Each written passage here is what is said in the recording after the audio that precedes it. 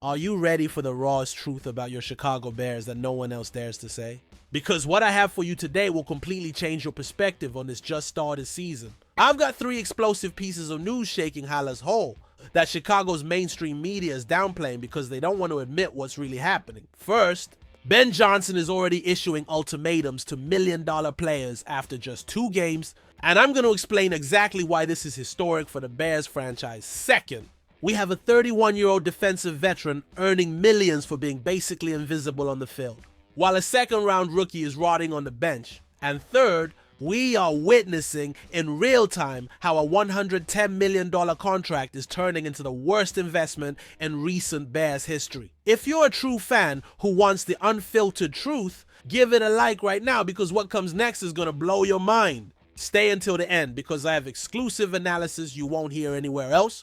Folks, what happened at that Monday press conference wasn't a typical motivational coach speech. It was a declaration of war against the mediocrity that has plagued this organization for decades. Ben Johnson, after just 2 games as the head coach of the Chicago Bears, is already doing what no previous coach had the guts to do: put millionaire veterans on notice of dismissal, when Johnson publicly said that in this week's training they would find out who wants to practice hard and who wants to be more involved with the game plan. It wasn't by chance. Those words were calculated, measured, and specifically directed at players he has already identified as problems. Let's analyze the full context here. The Bears had just lost 52-21 against Detroit in an absolutely embarrassing performance. We're not talking about a close loss where a few plays could have changed the outcome. We're talking about a systematic beatdown where the defense literally gave up in the second half. Sean Hammond from the Chicago Tribune reported something that left me cold.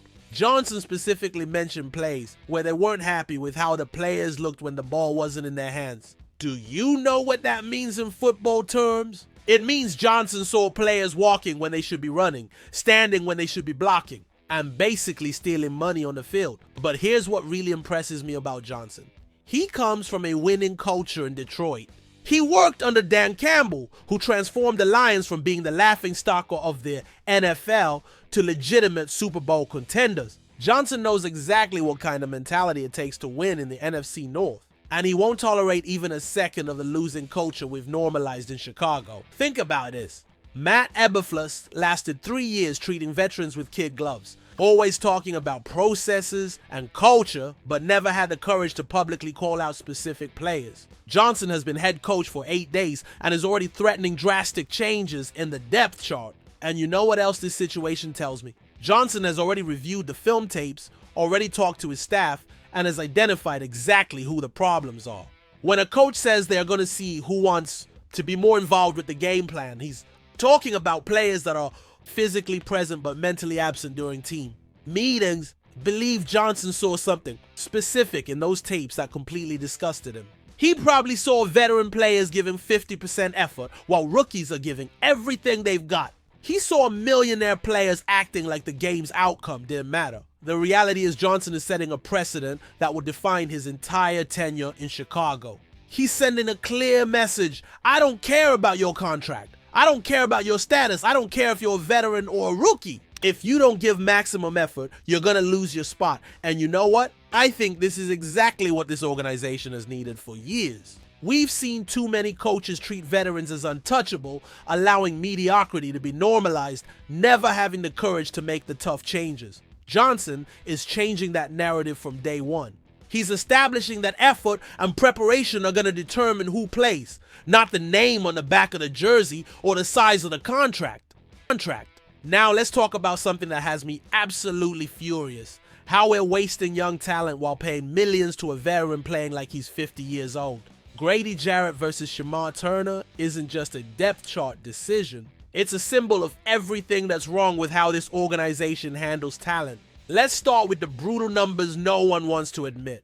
The Chicago Bears are ranked 27th in run defense after just 2 games, allowing 297 rushing yards. To put it in perspective, that's almost 150 yards per game. In a league where controlling the run is fundamental to winning games, we are being systematically dominated in the trenches. Grady Jarrett, that 31-year-old veteran defensive tackle who was supposedly going to anchor our defensive line, has exactly 1 solo tackle in 2 full games. One, solo tackle. We're paying this man millions of dollars to be basically invisible on the playing field. Brad Biggs from the Chicago Tribune said, something on 670 to score that should ring all the alarms at Halas. Hall, he proposed that it is time to bench Jarrett and give real opportunities to Shamar Turner, our second round pick. And you know what? Not only do I agree, I think this decision should have been made a week ago.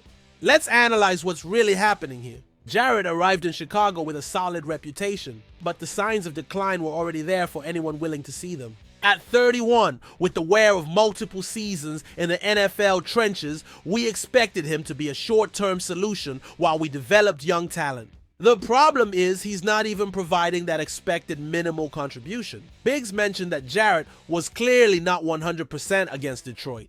But I have a deeper question. When was the last time we saw Jarrett truly dominant? Because if we're being honest, his level of play has been consistently mediocre since he arrived in Chicago. Meanwhile, Shamar Turner, our second round pick, has been a healthy scratch the first 2 weeks. Do you realize how absurd this is? We have a young athletic player, hungry to prove his worth, rotting on the bench while we watch a veteran being pushed around like a rag doll by offensive lines that shouldn't be able to dominate him. Turner wasn't a 6th or 7th round pick that we brought in for the practice squad. He was a second round pick, which means the front office identified elite talent in him. We selected him specifically because we believed he could contribute immediately. But now we're wasting him out of blind loyalty to a veteran who is clearly in decline. The situation becomes even more frustrating when we consider what's coming this week. The Dallas Cowboys visit Soldier Field after an explosive offensive performance against the New York Giants, where they scored 40 points and ran for 135 yards with an impressive average of 4.8 yards per carry. But here's the golden opportunity we're wasting. Dallas will be without their starting center Cooper Beebe due to an ankle sprain. Their offensive line will be vulnerable in the middle, exactly where a dominant defensive tackle could create chaos. But if Jarrett continues to play at the level we've seen, Ezekiel Elliott will run through the middle of our defense like the 2016 Dallas Ezekiel Elliott. The brutal reality is we need to admit that the Jarrett experiment is not working. I'm not talking about giving him more time to adapt or waiting for him to find his rhythm. I'm talking about recognizing that sometimes personnel decisions simply don't work out as expected. Turner represents everything this organization says it wants: youth, athleticism, hunger, and unlimited potential. Keeping him on the bench while our defense bleeds every Sunday is a decision that goes against all common sense. Furthermore, there's a development aspect we're completely ignoring. Turner needs real snaps against NFL offenses to develop. Each week that passes as a healthy scratch is a lost week in his learning curve. Meanwhile, Jarrett won't magically improve. His decline is natural and expected for a player of his age and position. The question we should be asking is simple.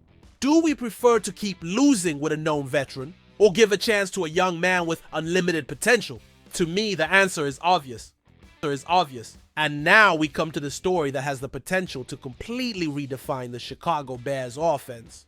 Rome, Odunze is not just surpassing DJ Moore, he's making him irrelevant.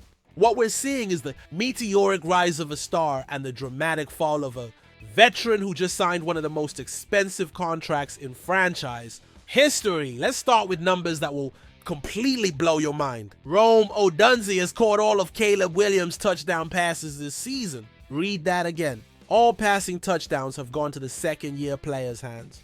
Plus, Odunze is receiving almost twice as many targets as Moore, which is absolutely unthinkable considering Moore signed a 4-year, $110 million extension just months ago. To put this in historical perspective, Moore had a spectacular 2023 season with 1,300 yards and 8 touchdowns. Numbers that convinced the organization to bet the future on him with that massive contract. But what we're seeing now is a complete reversal of that offensive dynamic. Odunze is on pace for a 1,400-yard season, which would mean almost doubling his production from his rookie year. Meanwhile, Moore has only 11 targets in 2 games compared to 18 he had at this point in 2024.